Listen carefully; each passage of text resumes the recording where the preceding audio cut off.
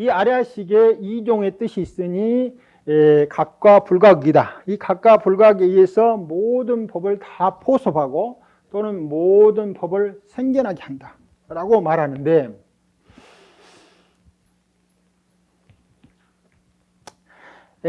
아래아식에서 우리가 이제 예를 들면은 우리가 태어난 그 인간으로서 육체를 가진 가장 작은 단위는 뭐냐면은 세포 하나입니다. 세포 하나. 여러분이 이제 생식 세포가 있죠. 그래서 어머니부터 또는 아버지부터 이렇게 받은 생식세포가 딱 이렇게 결합을 하게 되면은 이제 수정된 세포 하나가 되는 거예요. 하나. 세포 하나가 되는 거예요. 그런데 이 세포 하나가 이제 끊임없이 작업을 하는 일을 해가지고 이제 주변과 더불어서 계속 영양분을 받아 들어가면서 세포가 자기를 분열을 계속해 나가는 거죠. 그래가지고 오늘날 우리가 됐다 이 말입니다. 그런데 오늘날 우리가 됐는데 세포로는 약 몸무게가 뭐 한 100kg 이상 나간 사람은 100억 개 정도의 세포가 있고 100조 개 정도고 뭐 60씩 되면은 70조 정도의 세포가 있는 거예요. 그런데 각 세포마다 거의 다 동일한 정보를 가지고 있어요. 그러니까 우리는 동일한 100조 개의 세포가 모여 있는데 단순한 세포가 모여 있는 게 아니에요. 아까 말한 이 세포가 딱 모이면서 뭘 만듭니까? 현생의 육체적으로 자기 동일성인 나를 만드는 거예요. 자, 그러면 아까 만들어진 지금 우리가 성이 됐으니까 한 70쪽으로 칩시다. 70쪽의 세포가 이 단일 세포가 먼저 있거든요. 이때는 아직 자라는 의식도 형성되지 않아요. 이 수형 세포에는. 그런데 지금 우리는 전부 다 뭡니까? 이 세포들이 적당한 자리 잡아서 어느 정도 지난 순간부터 뭘 만드냐면 나를 만드는 거예요. 이게 우리가 초기에 내가 있어 가지고 뭘 만들어진 게 아니고 우리 세포가 가지고 있는 정보를 통해서 그것이 적당한 분열을 하고 어떤 형체를 딱 갖춘 순간부터 그것이 내가 되는 거예요. 그러니까 내가 먼저 되는 게 아니고 항상 무엇이 더 먼저냐? 정보가 더 먼저라 이 말이에요. 이제 정보 통합 속에서 그게 통합되면 전체적인 운영 체계, 즉 나라고 하는 하나의 운영 체계를 놓고 각 세포들이 교류하는 거예요. 그러니까 같은 세포들이 있는데 예를 들면 간 세포가 있고 이장 세포가 있는데 각기 할 일이 다르는데 정보를 동일하게 다 갖고 있다고 해서 간 세포가 심심하니까 나는 이장 세포로 다시 분화되겠다. 그래 버리면 안 되는 거예요. 그런데 그것이 그렇게 하지 않는 이유는 뭐냐면 이 전체가 모여서 항상 나를 만드는 쪽으로 작용하고 있기 때문에 간세포 속에는 절대로 이장세포로 분화될 수 있는 정보를 전부 차단시켜 놓고 있는 거예요. 이 전체적으로 보면은 마치 나를 구성하고 있는 것처럼 보이지만 실제는 각기 교류해가지고 너는 이 정보를 발현시켜라, 너는 이 정보를 꺼라 하는데 통합되면서 그것이 나처럼 하나의 단일한 나처럼 세포 하나하나가 자각하고 있는 거예요.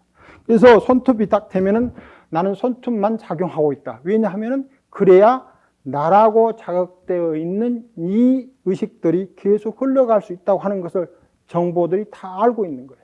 머리는 계속 머리로 자라날 수 있는 정보 터널만 열어놓고 다른 터널 전부 닫아놨어요. 여기 세포 속에 다른 정보가 다 들어있어도 절대 그것이 간세포가 안 되는 거예요. 그래서 여기도 말한 이 나가 된다 이 말입니다. 그런데 이 나 속에 뭐가 전부 들어있습니까?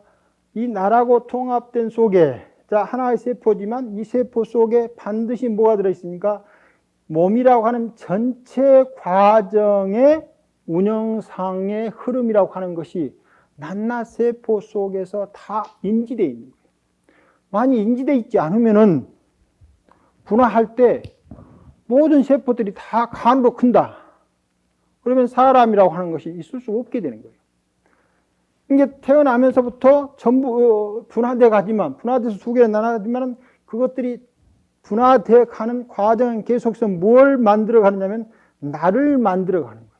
이게 하나하나 세포가 모이고 모여도 계속해서 첫 번째부터 끝까지 뭘 만들어가냐면 나를 만들어가는 거예요.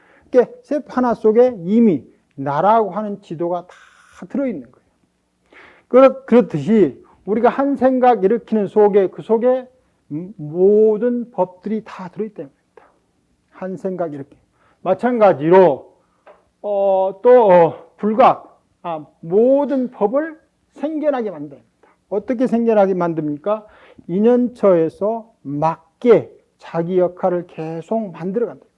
생각이 일어나는 것은 그냥 생각이 일어나는 게 아니고 그것이 우리 몸과 나와 관계하고 있는 주변 여건하고 맞춰서 그 생각을 일으켜서 잘 흘러가야 무슨 생각을 하냐면 저절로 내가 잘 산다라고 하는 것을 함의하고서 흘러가는 거예요. 그런데 이제 우리가 항상 하나하나 역할을 보면 제 역할이지만은 그 역할이 담고 있는 특성은 나를 만들어가는 거예요. 정보가 하나하나는 지인만 하고 있지만 전체적으로는 계속해서 나를 만들어가기 때문에 우리는 항상 세포들의 일이 난데 이 나가말로 이 몸 전체를 관통하고 있는 힘이 되는 거예요. 그런 것처럼 우리가 우주에서 작용하고 있는 하나의 작용도 그 자체로 전체 우주적 상황에서 이런 일들을 꾸며가고 있답니다. 그래서 뭐라고 부르냐면은 이 아리아식에 각과 불각의 두 가지가 있는데 다 모든 법을 포섭하고 있고 모든 법을 생겨나게 하고 있다라고 합니다. 그 깨달음이라고 하는 것은 무엇인가? 이 심체가 이념이다. 심체는 뭐라겠습니까? 심체는 능지라고 했어요. 능지. 그냥 아는 작용이에요. 마음이 어디 있는지 알았더니 능지인데 이 지가 작용할 때는 반드시 둘로 분화된다고 그랬죠. 하나는 이 나를 의식하고 그리고 이 나에 맞게 무엇인가 대상을 만들어서 작업을 하는 거예요. 마음이라고 하는 것 속에 이 염화하고 있으니까 마음이 무슨 작용할 때 그 작용 속에는 항상 뭘 담고 있습니까? 자학계는 이 몸 전체가 내 마음 일어났을 때 어떻게 작용될 것인가를 자기도 의식하지 않는 상에 항상 담고 있는 거예요. 나를. 그러면서 그 작용을 하는 거예요. 그러니까 지할 때 한 인간의 몸만으로 보면은 반드시 나라고 하는 전체상을 생각하면서 각자의 자기 일들을 하고 있다 이 말입니다. 그러니까 지가 발생하면 반드시 내가 발생하게 되고 우리 일상에서는 그 다음에 거기에 맞는 여러 가지 일들이 대상으로 함께 발생한다. 그래가지고 인식 주관이 되고 인식 대상이 되는 식으로 이 능지가 발생하는데 제대로 된 이 심체가 이념이라고 하는 것은 우리 몸이 흘러갈 때 가장 좋은 것은 어떤 인연에 맞게 잘 흘러가야 되는 거예요. 그러니까 어제 일들이 오늘 반드시 내 몸과 자아에 좋다라고 말할 수가 없다 이 말입니다. 내가 여기서 있는 조건하고 여기서 있는 조건하고 이 차를 마셨을 때하고 저 차를 마셨을 때 몸이 어떤 상황이 있느냐 하는 것이 전혀 다르기 때문에 지작용이 제대로 되려면은 잠시라도 과거의 기억에 매몰돼서는 안 되는 거예요. 과거를 기억하되 그것을 새로운 환경에 맞춰서 자기 변화를 해내야 된다. 자기 변화를 하지 않으면은 못 사는 거예요. 그래서 이 심체라고 하는 것은 아는 것을 그 특성으로 하지만 과거의 기억대로 아는 게 아니에요. 그런데 우리가 어느 정도 살아오면은 이 주변 상황이라고 하는 것이 어제하고 오늘하고 막 급격한 변화가 오면은 아마 그 변화에 대해서 잘 알아야 되지만 거의 미미한 변화이기 때문에 그런 변화들을 무시하게 되는 거예요. 무시하게 돼가지고 이제 어제 경험했던 대로 오늘 살아도 별 탈 없다라고 하는 것으로 살게 되는 거예요. 그래서 이것이 뭡니까? 그야말로 습관적으로 그냥 사는 거예요. 이런 삶은 뭘 잃어버렸냐면 마음이 즉각 깨어있는 작용을 잃어버리고 과거의 염이라고 하는 건 생각인데 기억된 생각대로만 살고 있는 것이죠. 그렇게 살면은 불각이 돼버리고, 여기서 말대로 이 신체를 명민하게 깨어있게 하면은 염에 의해서 지배받지 않고 깨어있는 삶을 살게 된다 이겁니다. 그 다음에 그 과거의 기억으로부터 사라지면은, 자, 특히 어떤 일이 있냐면은 제한된 나라고 하는 영역밖에 우리는 지금 그 인식상에서 잘 일어나지 않아요. 우리 몸과 마음이라고 하는 것인데, 근데 그것은 특별히 과거에 기억된 것이 의식을 제한시키는 쪽으로 작용하고 있기 때문에 그런다 이 말입니다. 근데 이제 몸과 마음을 잘 들여다봐 가지고 그런 마음이 명밀해지면 명밀할수록 이 몸과 마음이 얼마만큼 이 전체하고 더불어 아주 너무너무 긴밀하니 교류하고 있는 것을 잘 알게 되는 거예요.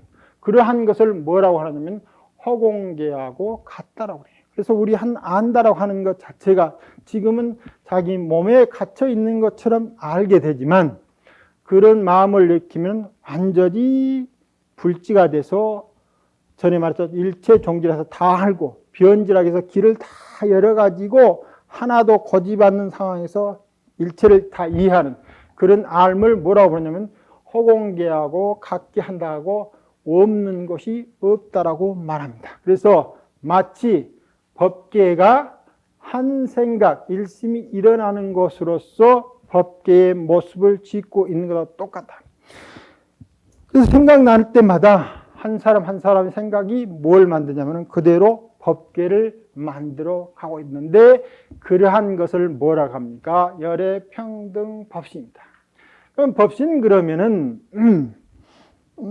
이제 또 우리가 생각할 때, 지금 우리가 이렇게 드러나는 것 이면에 어떤 무엇이 있는 것처럼 보여지는데, 무엇이 있는 게 아니고 방금처럼 심체가 완벽히 자유롭군 능지작용을 하게 되면 이제 우리 몸에 갇혀 있는 생각 밖을 보기 시작하는 거예요.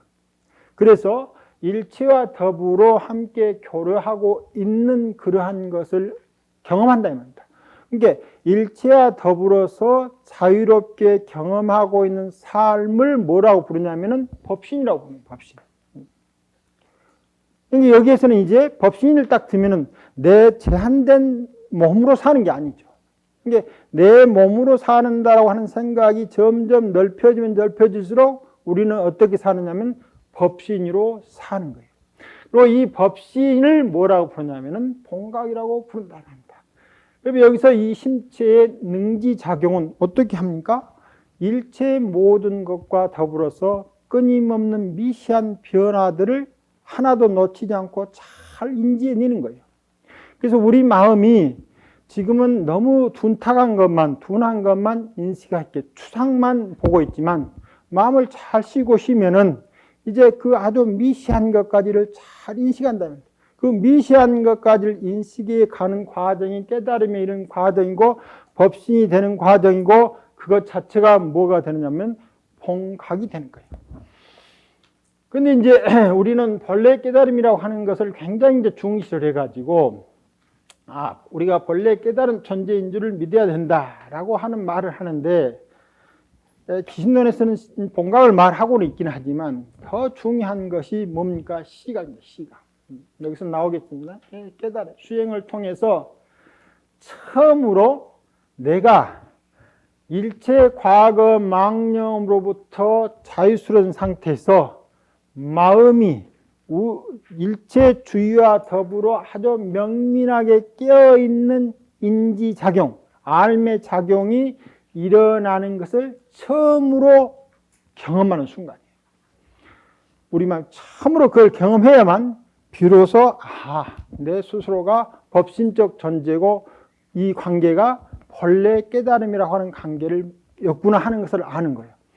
그것이 알기 전에는 아무도 본각이라고 하는 것을 제대로 모르는 거예요. 그러면 이제 그걸 경험한 사람이, 깨달은 사람이 쭉 많으니까 그런 분들은 다 그걸 경험했죠. 그러나 그걸 경험하지 못한 분들은 그 어른들이 말을 했기 때문에 권위를 가지고 있어서 믿음을 주긴 하지만, 근원적으로 본각이라고 하는 문제한테 우리가 더 매여 있는 게 아니고, 궁극적으로는 어떻게 하면은 이 시각할 수 있는 쪽으로 갈 것인가가 우리한테는 제일 필요한 거예요. 즉 걸음을 어떻게 뛸 것인가 라고 하는 것이 중요하지. 본래 깨달음인데 왜 중생이 됐는가 그렇게 이제 묻죠. 왜 중생인가? 그러면 본래 깨달음이라고 하는 것인 중생이 됐다라고 우리가 인정하면은 이 문제는 뭐냐면 이것이 깨달음으로 작용하고 있지 않는 거예요. 그러니까 본각은 실제 모든 생명체에서 우리가 말하는 깨달음으로 작용하지 않는 암입니다. 깨달음으로 작용하려면 반드시 시각을 통해서 이것이 자각됐을 때만 그때 비로소 뭐가 되느냐면 본각이 되는 거예요. 우리가 본각이 있어가지고 가는 게 아니고 시각해야만 본각이 되는 거예요. 본각은 시각하지 않으면 절대 제 얼굴을 드러내 보이지 않습니다. 그러면 이걸 왜 본각이라고 부르지냐? 아까 말한 대로 일체 모든 생명체들은 그 스스로 자체가 생명관계를 유지하기 위해서 능지작용을 하고 있는 거예요. 이 능지작용을 본각이라고 이름 붙였지만은 이 능지작용은 동시에 본각이면서 이웃에게 열려 있으면서 이웃한테 열려 있으면서 동시에 자를 만들어내고 있다 이 말입니다. 한편으로는 이웃으로 열려 있고 다른 한편으로는 자신을 폐쇄하는 그런 역할을 동시에 하고 있는 거예요. 그러니까 각이면서 불각 상태로 능지작용이 흘러가는 거예요. 그 가운데 이 자아의 폐쇄된 의식이 사라졌을 때 이제 비로소 여기로부터 자유스럽고 본래 아는 이웃으로 열려있는 각이 자기화되는 거예요. 이때 비로소 본각을 본각이라고 이름 부를 수 있어요. 그전에는 본각이라고 이름 부를 수 없습니다. 그러니까 이 능지작용이 본래 깨달음 상태로 있어가지고 그 상태에서 우리가 중생이 되는 게 아니에요. 깨닫지 못한 사람은 애초부터 중생으로 있는 거예요. 우리가 본각했다 중생으로 되는 게 아니에요.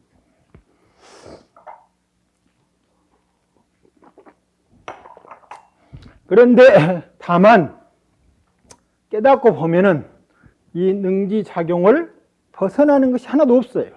깨닫고 보면. 그래서 다만 본각이라고 부를 뿐 중생들은 단 한 번도 본각 상태에 있다가 중생이 된 적은 없다고 하는 것을 잘 새겨야 됩니다. 왜냐하면 이제 그러면서 본각이라고 하는 것이 있기 때문에 내가 깨달으면 비로소 본각인 줄을 깨달은 거죠. 내가 비로소 이 능지 상태를 아는 거예요. 그래서 본각을 상대해서 시각이라고 하는 말을 할 수 있다. 이것은 이제 언어라고 하는 것이 가지고 있는 한 일명이죠. 예를 들면 제가 여기서 걸어갈 때 제 걸음이 시간당 10km다. 시간당 10km다고 하는 말이 무슨 말입니까? 우리는 자동차가 시간당 100km 달린다. 자연스럽게 쓰고 있는 거예요. 100km라고 하는 것이 무엇인가? 라고 하는 것을 한 번도 생각해 보지 않는 거죠. 너무나 자연스러우니까. 그런데 그 말은 지구가 정지해 있고 정지된 지구에 상대해서 100km로 간다는 말이에요. 그런데 만일에 한 차가 100km로 달리고 있고 바로 뒤차가 또 100km 달리는데 차이가 없는 거예요. 그러면 다른 주변에 사물이 많고 우주 공간에 차 두 개가 동일한 방향으로 한 차는 1m 앞에 정도 가 있고 뒤차가 가는데 두 개가 100m 쭉 갑니다. 가는데 이 차도 미동 움직이지 않는 거예요. 아무것도 움직이지 않고 주변 경관도 아무도 없어요. 그러면 이 차가 정지해 있는 겁니까? 움직이는 겁니까? 두 차가 우리가 봤을 때 100m로 간다라고 말하지만 100km로 시동을 걸어 가도 실제 두 사람 다 정지해 있는 거예요. 왜냐하면 100km 가는 것을 알 수 있는 기점이 아무 데도 없어요. 그러니까 100km 하는 것을 아는 것은 뭘 통해서 아느냐? 정지되어 있는 지구가 100km 하는 사실을 알려주는 거예요. 그런데 만약 그런 사건이 없으면 안다고 하는 사실이 전혀 발생하지 않는 거죠. 그래서 왜 시각이란 말이 가능하느냐라고 하는 것도 시각이라고 하는 말이 가능한 것은 본각이니 불각이니 하는 말을 할 수 있는 인연의 조건이 있기 때문에 그런 말을 하고 있다라고 하는 것입니다.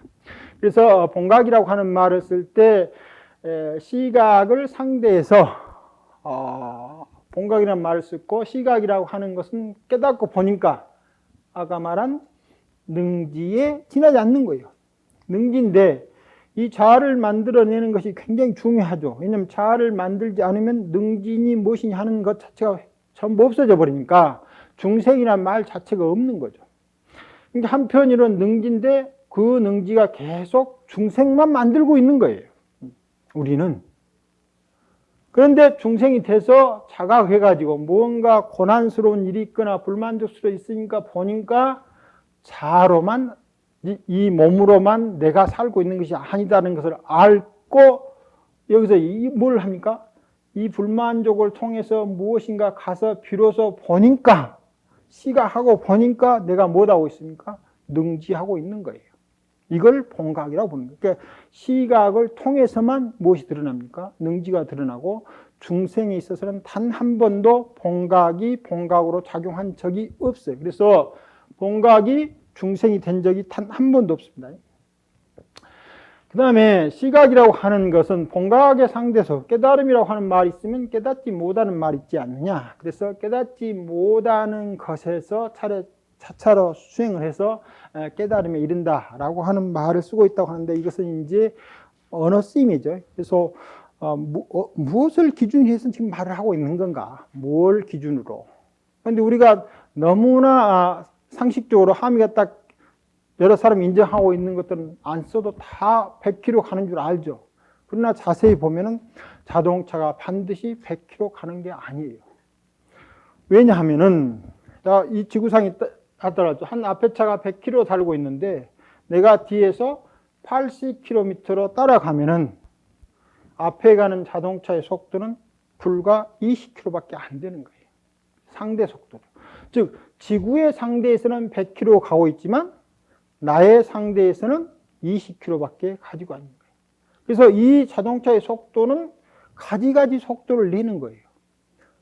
왜냐하면 어떠한 것을 기점으로 말하느냐에 따라서 속도가 달라지기 때문이에요. 그런데 우리는 자동차 속도를 말할 때 반드시 무엇을 기준으로 삼냐면 지구라고 하는 정지체, 실제 지구가 정지하지 않고 있으면 일체가 다 함께 움직이니까 정지하는 것도 똑같죠. 그걸 삼았을 때만 말하는 거예요.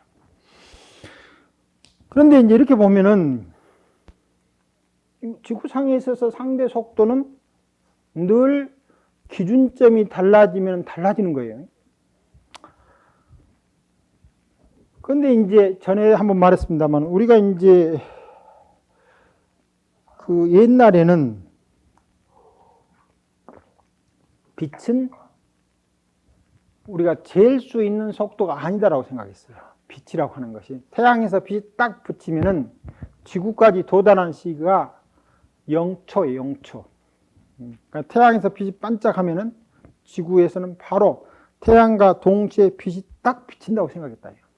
이게 빛이라 이러한 것을 절대 공간이라고 그러는데 이 공간상에서 공간이 시간축으로라든가 거리축으로 재어지지 않는 거예요. 빛의 무한 속도. 이렇게 생각을 했다 이 말입니다.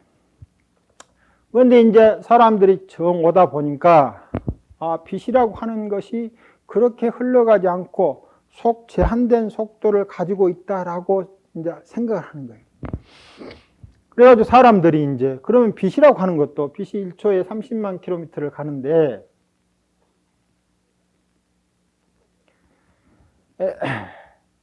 그러면 우리가 20만 킬로미터로 따라가면은 빛이 상대 속도니까 10만 킬로미터로 줄어들다. 이렇게 생각을 하는 거예요. 그런데 그전에는 사람들이 이 빛의 속도를 잴 수 있는 실험기가 없기 때문에 그냥 빛은 그런갑다 했는데 이제 어찌어찌 하다 보니까 빛의 속도가 30만 킬로미터가 이제 됐다 유사하게 근거했어. 그래서 그런 빛이라고 하는 것도 상대 속도로 해서 줄어드는가? 즉 20만 킬로 가면 빛의 속도가 그 사람한테는 10만 킬로미터로 보이겠는가? 라고 하는 실험을 해요. 그 실험을 하는데 그건 이제 이런 데서 할 수 없고 지구의 공전과 자전을 가지고 이제 그 빛이 오는 것을 가지고 실험합니다. 실험하는데 빛을 30만 킬로미터인데 빛을 향해 가도 지구가 빛을 향해 가도 여전히 30만 킬로미터고 빛은 이로 가고 있고 지구는 이쪽으로 가고 있으니까 지구도 초당 30km를 가거든요. 초당. 그러니까 30km 정도 빛의 속도가 빨라져야 되는데 이쪽으로 내가 달아나도 빛이 여전히 30만 킬로미터고 빛으로 가까이 가도 여전히 30만 킬로미터. 그 말은 무슨 말이냐면은 100km로 달리고 있는 자동차를 내가 80km 따라가도 여전히 앞차가 100km예요. 그리고 내가 이 지상에서 어떤 사람이 이걸 봐도 100km고 자동차로 따라가도 100km인 거예요. 이상한 거예요. 보통 우리가 지상에서 경험한 모든 속도들은 다 이렇게 이상하지 않고 내가 가면은 줄어들어야 되는데 빛은 줄어들지 않는 거예요. 그래가지고 여기에 대해서 이제 막 생각을 해가지고 빛이라고 하는 것이 30만 킬로미터 가기 위해서는 무엇이 변해야 되느냐? 시간과 공간이 변해야 된다라고 하는 생각을 하게 되는데 이 시간과 공간이 변해야 된다라고 하는 생각을 정말 하기 어려운 거예요. 그래가지고 이제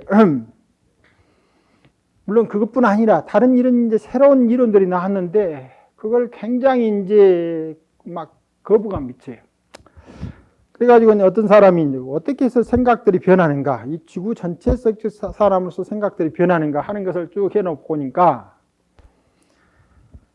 기존 개념들에 푹 빠져 있는 사람들이 돌아가셔가지고 이제 권위를 갖는 생각들이 없어질 때 새로운 패러다임이 질서를 갖는다고 말하는 거예요. 그러니까 제가 이제 여러분이 생각할 때는 와서 모든 강의도 하니까 저 사람이 귀신론 잘한다 이렇게 된 거예요. 그 이제 입소문이 딱 나면은 귀신론 하면 누가 한다 이렇게 하면 내가 이제 귀신론 해석하면은 그것이 귀신론에 대한 최고의 해석이 되고 있기 때문에 다른 사람이 귀신론에서 참신한 말을 하게 되면은 다른 사람이 생각할 때 야 네가 잘못 생각했다 이렇게 생각한다는 겁니다. 왜냐하면 내가 말하는 권위가 살아있기 때문이에요. 근데 이제 이 사람이 생각이 새롭게 되려면 내가 죽어야 되는 거예요. 그래야 과학계 전체에서 새로운 패러다임이 나왔을 때 보니까 주로 그 패러다임이 공인되는 경우가 시대적 요구가 있거나 아니면 권위를 갖는 결정된 생각 속에 머물러 있는 사람들이 죽거나 둘이에요. 그래가지고 아인슈타인이 한 50대쯤 돼가지고 뭐라고 말을 하냐면은 내가 20대 때는 어른들이 생각을 바뀌지 않아가지고 아주 권위로서 있어가지고 정말 거기를 돌파하기 어려웠는데 50대 내가 보니까 내가 권위가 돼서 참신한 젊은 사람들의 생각을 가로막고 있더라 라고 하는 말을 하는 거예요. 자, 이것이 또 뭡니까? 앞서 말한 대로 우리 스스로가 염을 해놓고 그 염의 패러다임을 바꾸지 못하는 거예요. 어떨 때 바꿉니까? 죽을 때야 바꾸는 거예요. 그래서 아리아식이라고 하는 것은 앞서 말할 때 지금까지는 계속해서 지금까지 살아온 과정 중에 그걸 세계를 해석하는 패러다임 속에서만 있다가 내가 죽어야 또 다른 패러다임을 만들어내는 것과 똑같아요. 그러면 우리 죽음이라고 하는 것을 그렇게 자주 경험할 수 없으니까 수행 가운데서 결정적으로 자기 의식이 완벽히 변해야 한다고 하는 것은 바로 전찰나까지 자기를 지배하고 있는 모든 생각들이 딱 죽어버리는 거예요. 그래야 새로운 생각이 살아나고 그것이 바로 뭐가 되느냐면 시각이 불각을 넘어서 시각이 되는데 불각은 보면 뭐가 됐습니까? 앞서 말한 대로 변치 않는 생각들의 집이요. 그래서 한 개인도 변치 않는 생각들의 집이 있었고 그 전체, 아까 말한 과학계의 그 패러다임을 지배하는 변치 않는 생각들이 있는 거예요.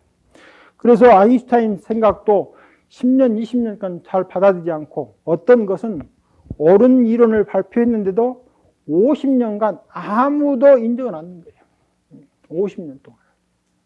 50년 후에야 이제 그것을 반대하는 사람들이 다 돌아가시고 다시 관측을 해보니까 50년 전에 말했던 이 사람 말이 맞는 거예요.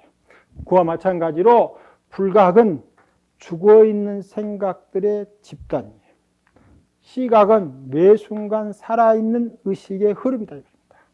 여러분들이 수행을 한다고 하는 것은 바로 매 순간순간 죽음을 통해서 매 순간순간 새롭게 자기를 다시 일으키는 것으로서의 시각이다.